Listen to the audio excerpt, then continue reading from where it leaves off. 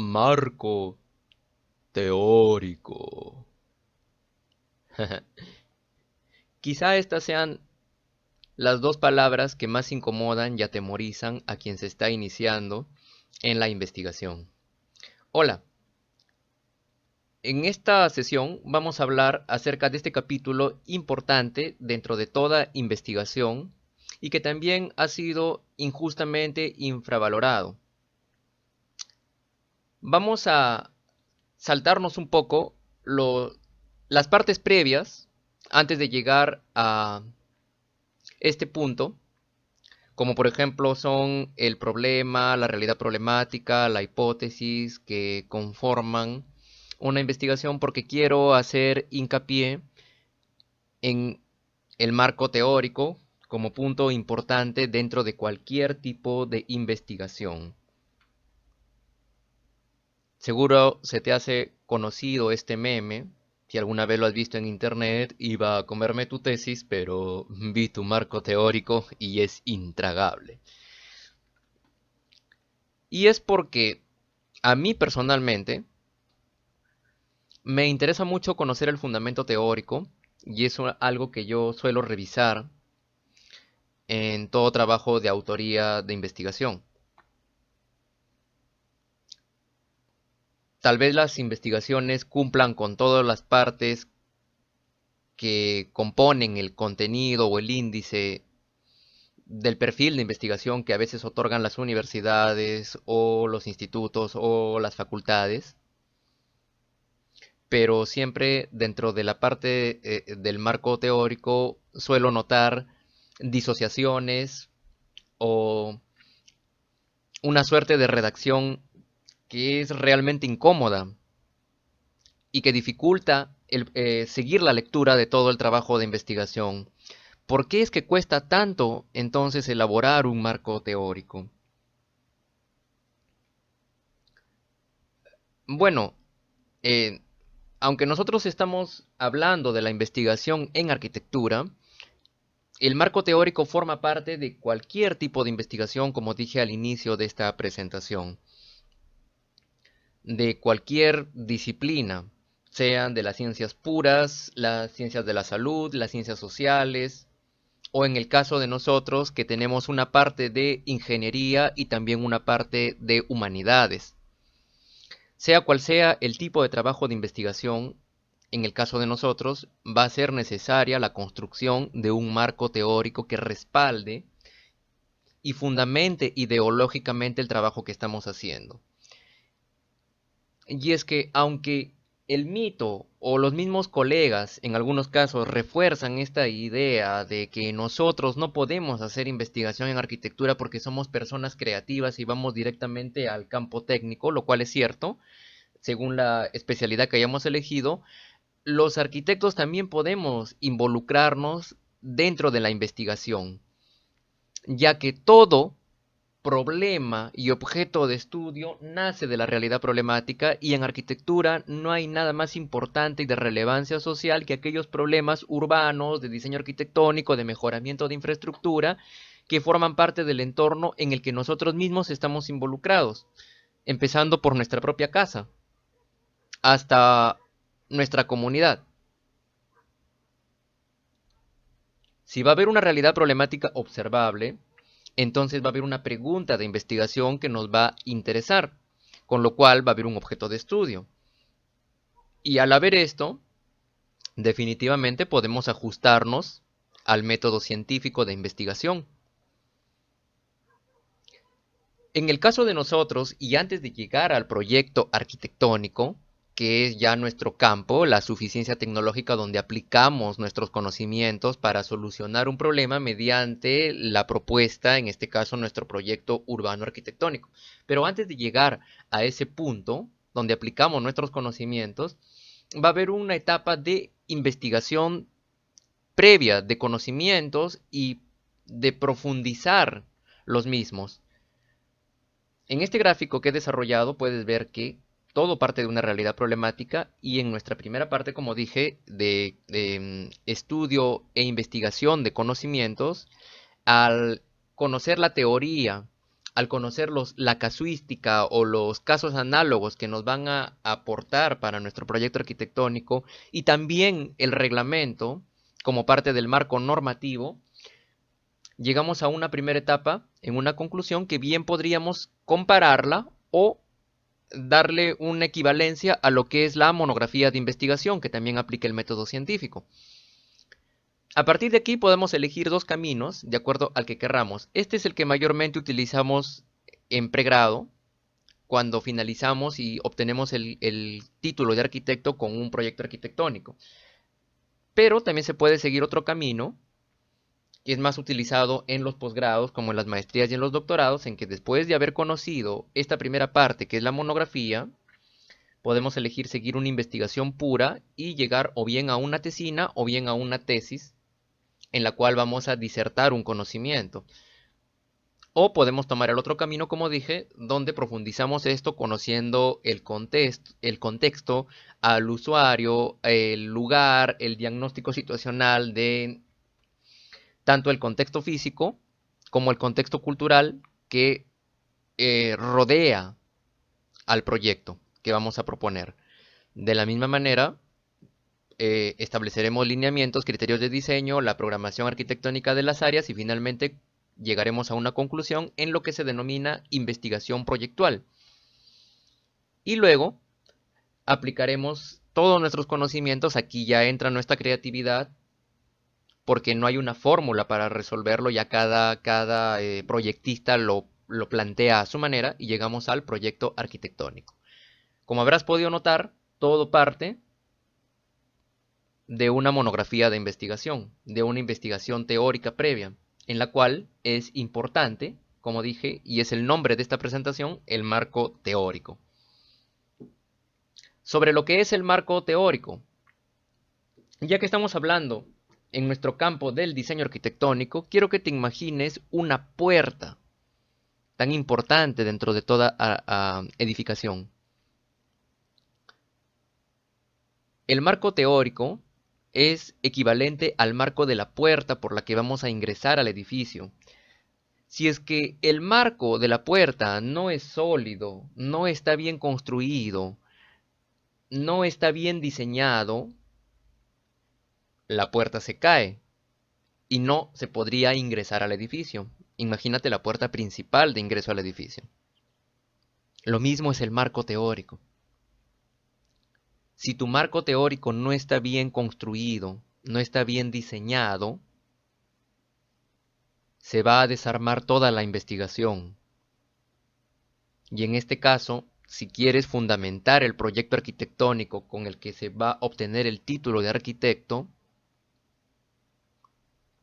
sin marco teórico, bien sólido y bien construido, únicamente se convierte en un expediente técnico, en un dibujo asistido por computadora en el cual se están aplicando las normas de un reglamento, o sea, las instrucciones. Pero no hay mayor aporte teórico o académico en este tipo de trabajos, siempre hablando de un proyecto arquitectónico que forma parte de una investigación académica dentro de una universidad, por supuesto. En el campo profesional, en el campo técnico es diferente. El expediente técnico del campo del arquitecto en un proyecto de inversión pública o privada es diferente ya. Pero dentro de toda investigación, como dije, es necesario el marco teórico. Entonces vuelve a imaginarte este marco de la puerta. Si es que no está bien construido, no se puede ingresar a la edificación. Si es que el marco teórico no está bien construido, la investigación se desarma y por lo tanto el proyecto carece de fundamento y no vas a tener cómo defenderlo al momento de la presentación pública. Entonces,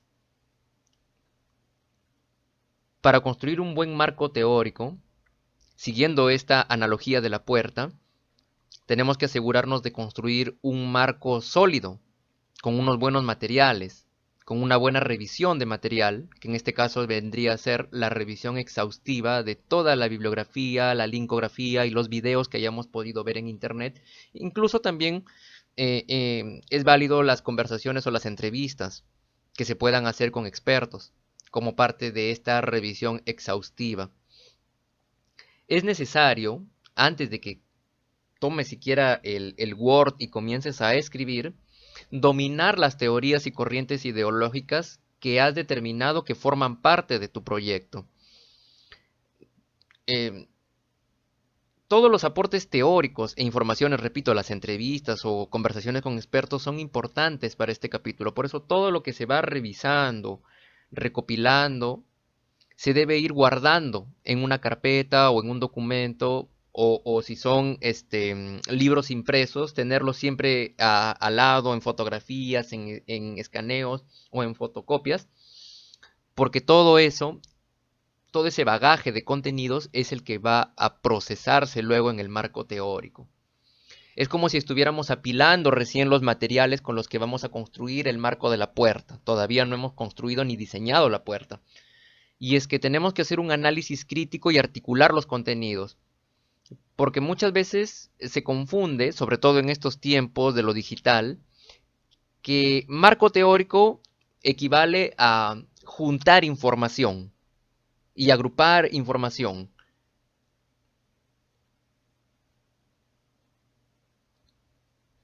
Yo he visto marcos teóricos en trabajos de pregrado que llegan a incluso a las 100 páginas, y no te exagero, que son compilados directos, o sea, copia y pega directos de libros, PDFs y páginas que hay en internet. Como dije, hoy en día lo digital nos da esa facilidad de acceder a la información que se encuentra en diferentes partes del mundo. Lo podemos acceder en diferentes idiomas inclusive. Tenemos más facilidad que en el siglo pasado, cuando había que visitar las bibliotecas y no se podía sacar el libro de la biblioteca, por lo que había que hacer una ficha escribiendo las partes más importantes del libro para poder llegar a la casa y nosotros mismos construir el marco teórico. Tal vez lo que existe ahora también sea una ventaja, pero también una desventaja, ¿no? Porque nos permite acceder a mucha información, pero también nos ocasiona que se dificulte la construcción del marco teórico o que se equivocadamente copie todo lo que hay en el Internet y se compile, que son compilados sin sentido de mucha información, de, digamos así por decirlo de una manera coloquial, ¿no? De lo primerito que se encontró y se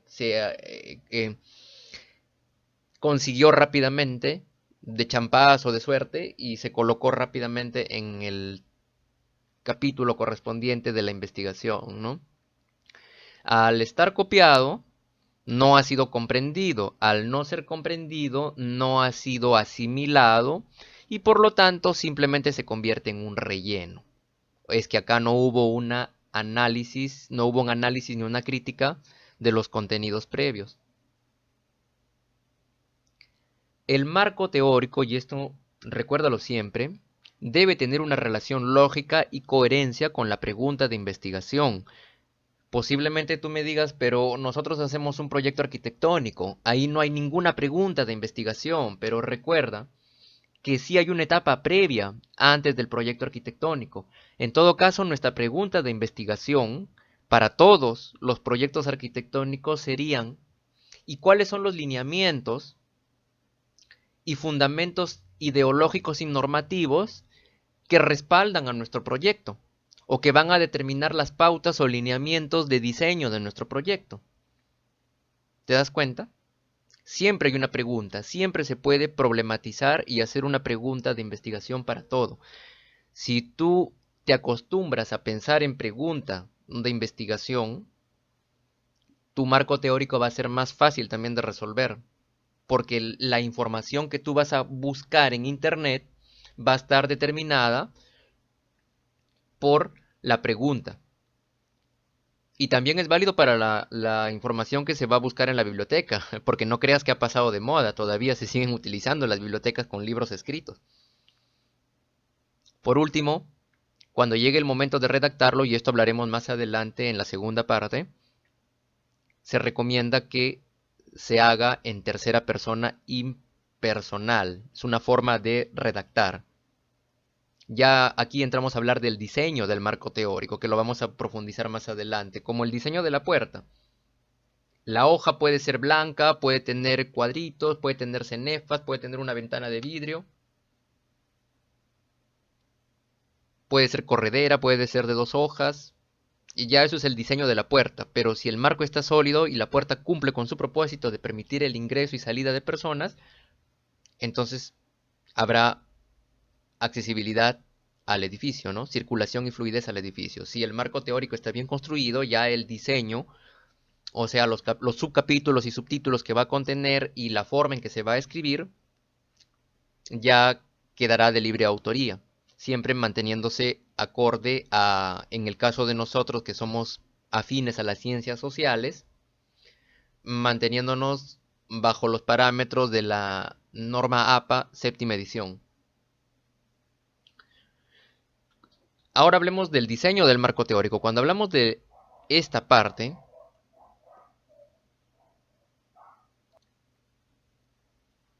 hay algunas pautas para la construcción y el diseño del marco teórico. Ojo que estoy utilizando la palabra diseño para que lo relaciones con el diseño que empleas en arquitectura. Cuando utilizamos el diseño en arquitectura, nosotros construimos y proyectamos los planos, cortes 3D del edificio, ¿cierto? Basándonos en pautas, en reglamentos, en ciertas normas, en ciertos parámetros, en ciertas características del entorno para poder resolver la respuesta, ¿cierto? Entonces, en el diseño del marco teórico, también haremos lo mismo.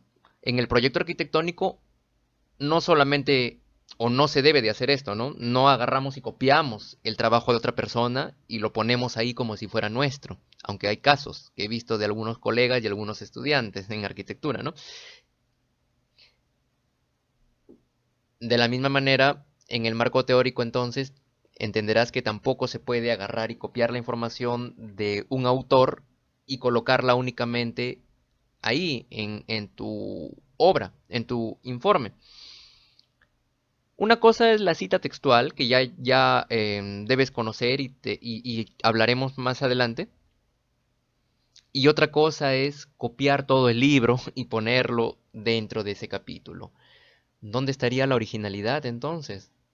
Además, así como en el proyecto arquitectónico que un edificio construido en México fue pensado para resolver un problema de un determinado contexto, diferente al nuestro aquí en Perú, igual, lo que escribió un autor en el año 80 en su país nos puede servir como base, pero no es igual que lo que nosotros estamos haciendo en nuestra investigación en el año 2020, por ejemplo, en un contexto como el nuestro, en Sudamérica.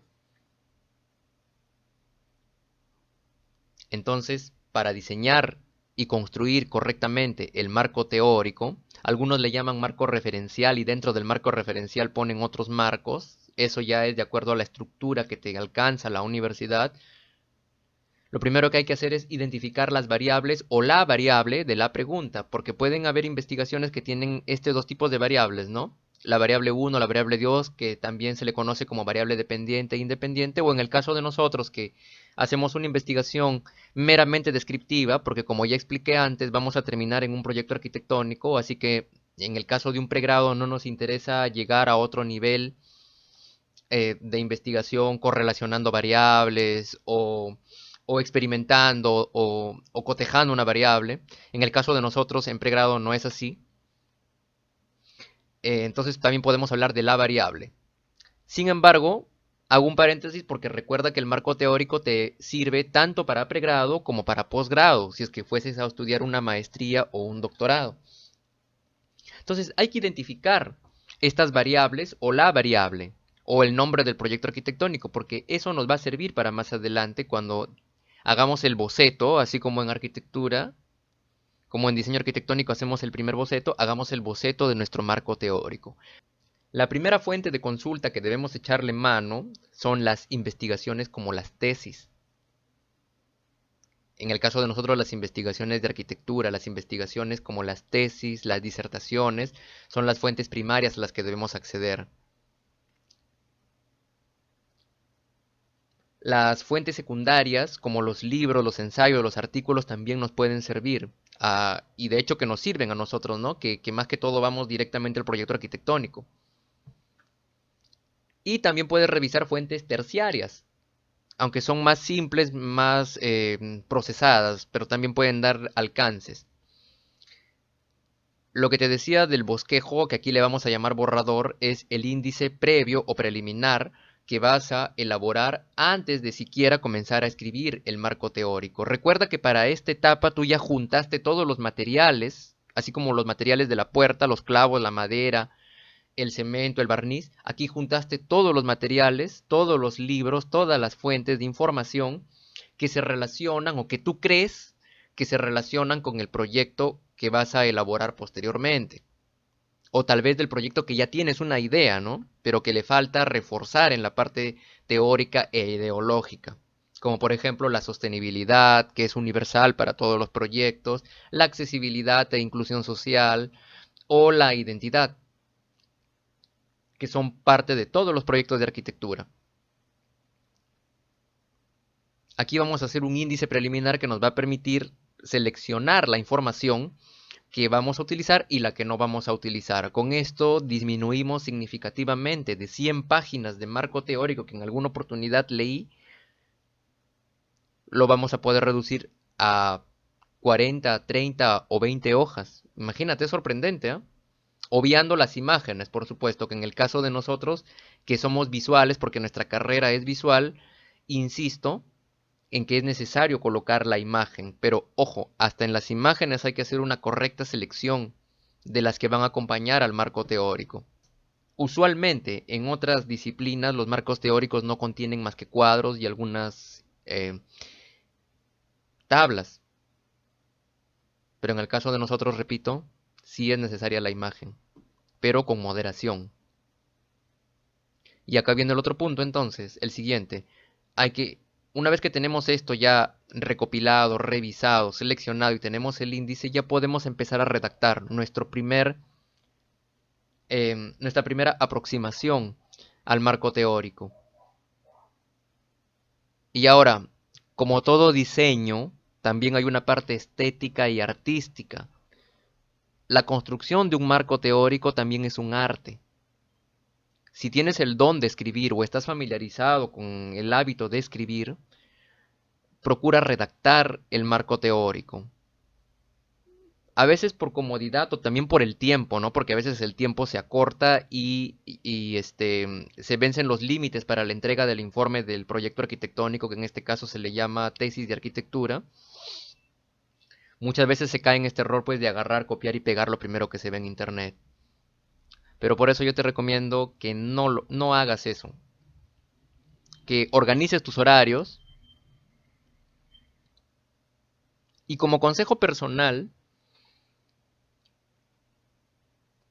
elabora un borrador de marco teórico, aunque no tengas el resto de la investigación completa, aunque no tenga la realidad problemática, todavía el diagnóstico situacional, el estudio del contexto, o mucho menos la programación arquitectónica, porque el marco teórico yo considero que se puede ir avanzando desde que inicia la investigación hasta que termina la investigación, porque muchas veces se va rehaciendo a medida que aparece más información o se elimina información. Entonces puedes empezar ya desde ahora construyendo tu marco teórico.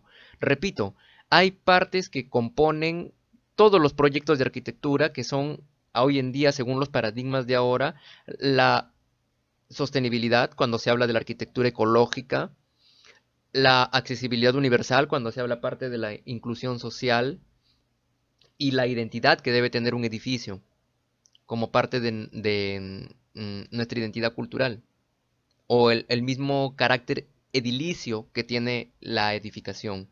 Eso se puede ir leyendo desde ahora ya, porque eso debe reflejarse en el proyecto arquitectónico. Ahora, para la construcción del marco teórico, cuando ya estamos redactando, el conocer los conectores lógicos entre párrafos te va a ayudar a unir las citas textuales que van entre comillas, el parafraseo, y las propias interpretaciones que tú vas a ir añadiendo. Recuerda, se puede escribir bueno, se recomienda que sea tercera persona impersonal. Esto quiere decir, por ejemplo, se descubrió o se considera que acerca de la arquitectura, ¿me entiendes? Esa es la tercera persona impersonal, la tercera forma impersonal. Se considera que, se entiende que, se piensa que, se concluye que. Aunque otros autores, investigadores también recomiendan o también sugieren o aceptan que se puede hablar en primera persona plural, nosotros. Consideramos, concluimos que. Por ejemplo, en cuanto a cantidad de páginas, depende de la profundidad de investigación. No me gusta que te parametres por el número de páginas, porque el cerebro se condiciona. Pero lo recomendable en este tipo de investigaciones de pregrado en arquitectura es que el marco teórico no tenga más de 30 páginas. Incluso Hernández Sampieri lo recomienda en la última edición de su libro. Pero por supuesto, si nosotros tenemos imágenes, esa cantidad de páginas va a aumentar. Pero definitivamente jamás llegaremos a 100, pues eso es un absurdo. En el cuadro derecho de esta diapositiva puedes ver algunos tipos de conectores textuales. Además, asimismo está mal escrito aquí, recalco, debería ser separado. Aparte de ello, en cambio, y otras palabras que te ayudan a iniciar un párrafo. Y de esta manera vas a evitar o vas a disminuir la cantidad de eh, problemas a veces que se suelen suceder cuando el marco teórico únicamente es un copia y pega de pura cita, por ejemplo, imagínate, lo ponemos entre comillas, lo cual está bien, porque lo estamos citando, pero no hay ningún aporte al marco teórico, es pura comilla, o puro parafraseo. Debe haber un equilibrio entre los tres, citas, parafraseos e interpretaciones e incluso imágenes de apoyo. De esta manera seremos más originales también en el diseño de nuestro marco teórico, ya que a partir de este siglo XXI, con la llegada de lo digital, han aparecido software que ayudan a detectar la cantidad de coincidencias porque se puede caer en el plagio. Ojo con estos programas. Los programas no detectan el plagio, los programas detectan la cantidad de coincidencias. Pero si un documento tiene muchísimas coincidencias, por ejemplo, digamos el 90% de coincidencias, ¿dónde queda la originalidad y el valor autoral del trabajo de alguien? Sobre todo, esto es muy recurrente en los marcos teóricos, porque en los trabajos de pregrado, el problema, el diagnóstico situacional, la programación arquitectónica tienen autoría propia porque responden a un contexto determinado. Pero el marco teórico, que es parecido, como dije, para todas las edificaciones, suele caer en estos errores de coincidencias e incluso en el famoso plagio.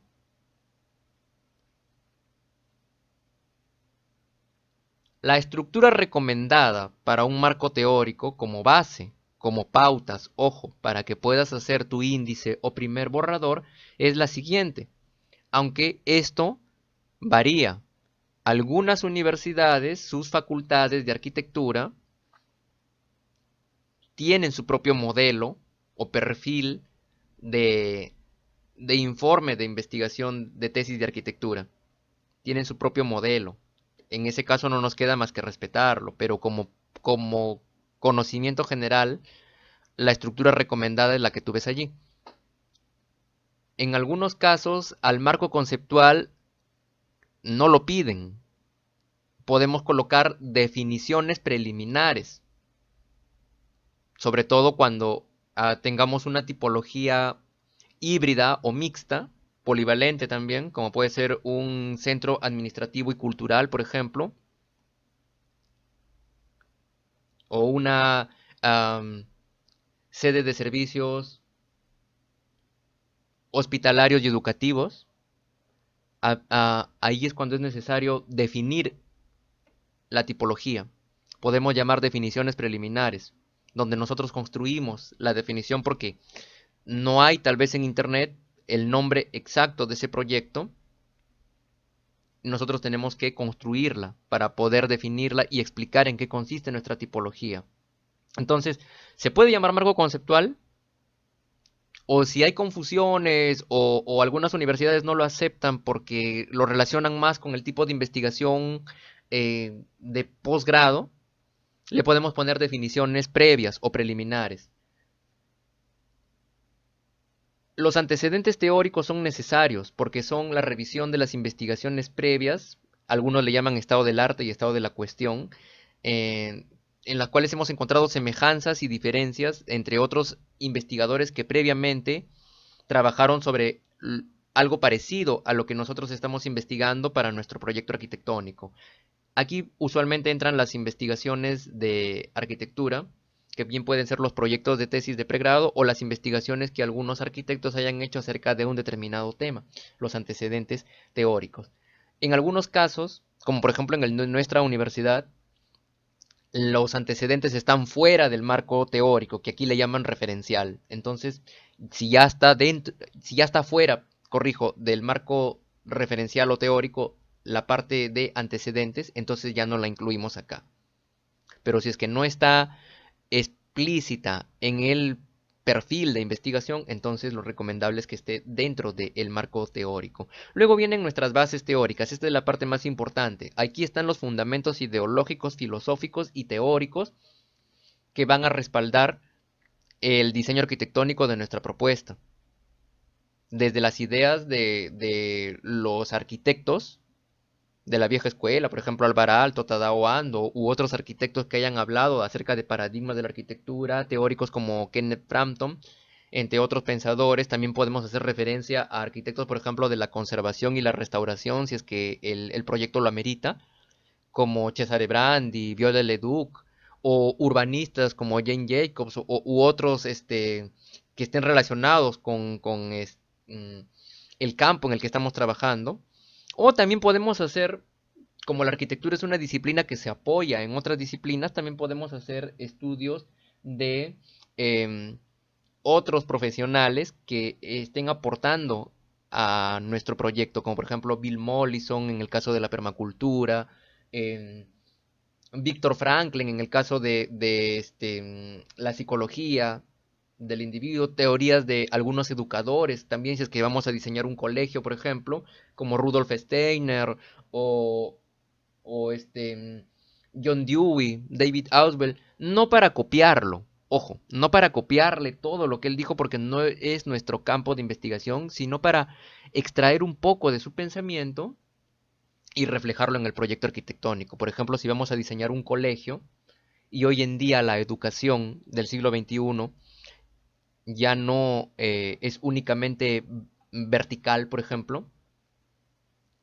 la típica educación conductista o aquella que el profesor hablaba, Magister Dixit, sino que ahora ha cambiado, hay nuevas visiones. Podemos revisar un poco de la pedagogía Waldorf, podemos revisar un poco de Rudolf Steiner, podemos revisar acerca del aprendizaje significativo, pero más que todo para explicar por qué en nuestro colegio, por ejemplo, no vamos a poner solamente carpetas fijas, sino que estamos poniendo aulas libres, por ejemplo, con las mesas alrededor. Esa es nuestra explicación teórica, esa es la importancia de las bases teóricas. Finalmente llegará al desarrollo del marco. Relacionados a nuestro objeto de estudio, aquí podemos utilizar sondeos, algunos datos estadísticos, aunque en el reglamento de nuestra universidad eso ya se encuentra en la parte donde hablamos del diagnóstico situacional. Pero tal vez podemos hablar aquí del lugar, por ejemplo, donde va a estar, profundizar un poco más acerca del lugar, tal vez donde va a estar nuestro proyecto, o hablar un poco de la norma también, aunque en nuestro perfil se le llama marco normativo. El estudio de casos también puede estar aquí dentro del desarrollo del marco. Ya va relacionado al objeto. En otras palabras, la diferencia está en que las bases teóricas son los pensamientos, las ideas, los paradigmas de los autores o las corrientes de pensamiento. Por ejemplo, podemos hablar del regionalismo crítico como corriente de pensamiento. o de la permacultura como corriente de pensamiento en nuestras bases teóricas, y acá ya somos más específicos en el desarrollo del marco. Esto para poder llegar a 30 páginas o 20 páginas o 40 páginas incluyendo imágenes, es porque previamente hemos revisado lo recomendable es por lo menos 30 fuentes, entre libros, ensayos, papers, tesis, para poder nosotros mismos construir el marco teórico. ¿Entiendes entonces por qué es importante hacer todos estos pasos previos antes de siquiera empezar a escribir? Si tú sigues estos consejos, te va a hacer más, o te vas a acercar, te va a ser más satisfactorio, más exitoso tener un buen marco teórico que respalde y complete tu tesis de arquitectura. Por ejemplo, y esto lo vamos a ver más detalladamente en la segunda parte de este marco teórico, si nosotros estamos estudiando los daños causados por agentes patógenos atmosféricos en la envolvente de la iglesia La Merced de Trujillo, entonces tenemos dos partes, llamémosle así, que sacar para los contenidos y subcapítulos de nuestro marco teórico. Si estamos hablando de los daños que causan los agentes patógenos atmosféricos, entonces primero vamos a hablar en nuestro capítulo 1 del marco teórico el resumen o la síntesis de aquellas teorías o de aquellas especificaciones o descripciones que hayan hablado de los daños por agentes patógenos, para poder llegar luego a los agentes patógenos atmosféricos.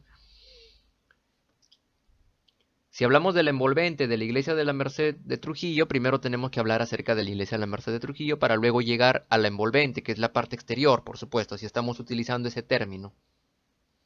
Si en el ejemplo del lado derecho estamos hablando de los ejercicios de pintura vanguardista para incrementar el nivel de proceso creativo de diseño arquitectónico de estudiantes de arquitectura,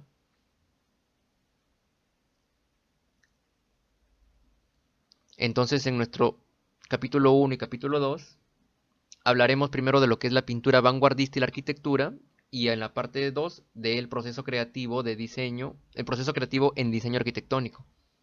En otras palabras, de nuestro, no necesariamente del título, ojo, de nuestro título, o también de nuestra pregunta de investigación o de nuestro objetivo de la investigación, el objetivo general, salen los capítulos del marco teórico. ¿Qué te parece? Y ya para finalizar, habíamos hablado acerca del plagio.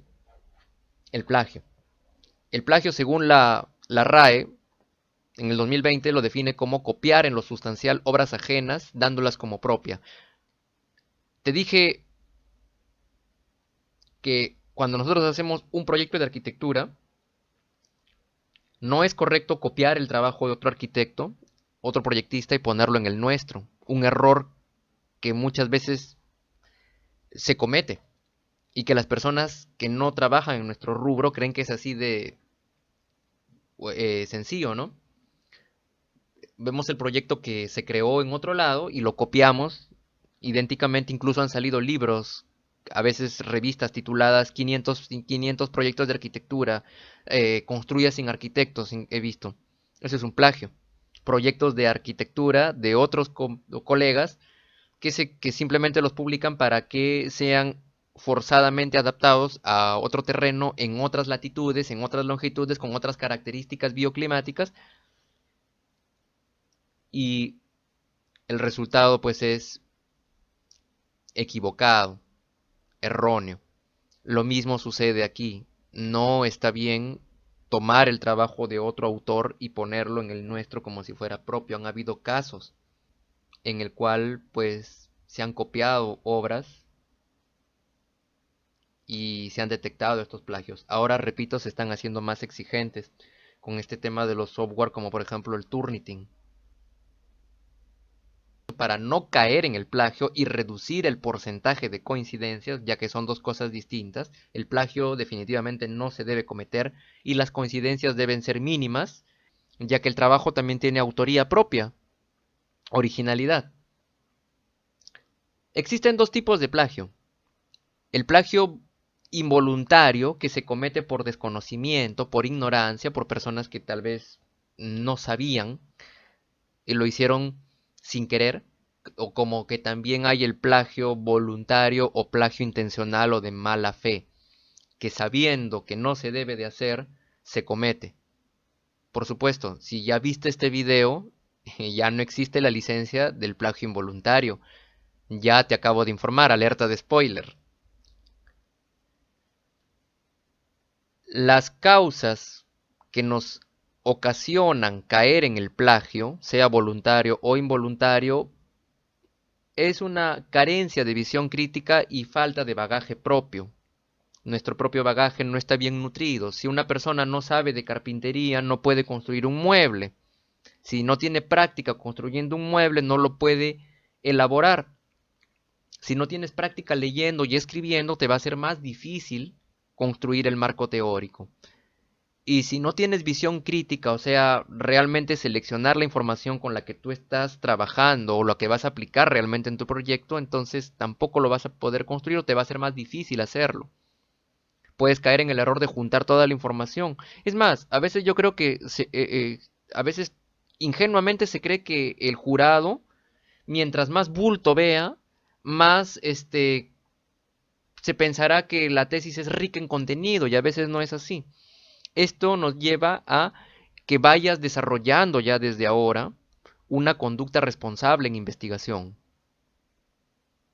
Tus ideas, por ejemplo, que pueden ser muy propias y autorales, tienen que estar respaldadas o apuntaladas con citas textuales. Y de la misma manera, las citas textuales tienen que ir acompañadas de ideas propias. También tienes que diferenciar las ideas de otros autores, es necesario hacer referencia.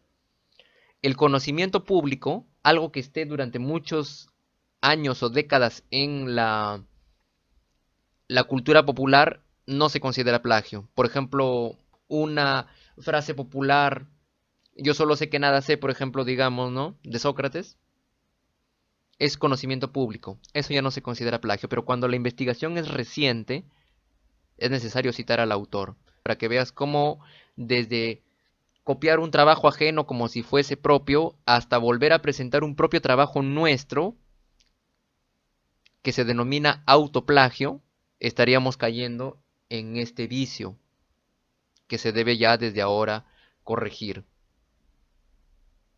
Mira, comprar un trabajo por internet, quitar el nombre de un autor, el famoso control C, control V, inventar una fuente que no existe, cambiar las partes de las palabras o transformarlas, mutarlas o como se dice en la jerga, mandrakearlas, o armar pedacitos de frases para armar una nueva, u otro que he visto también, que es copiar un pedazo de texto y cambiarle algunas palabritas nada más para que no lo detecte como coincidencia, también es plagio. Simplemente te puedo asegurar que se siente, se percibe, porque cada autor tiene su propia técnica de escribir y cuando aparece una técnica diferente de escribir es cuando yo empiezo a sospechar de que hay un plagio. Bueno, hasta aquí han sido algunas pautas para la construcción y el diseño del marco teórico. En la segunda parte estaremos hablando de mayores alcances para la construcción del mismo.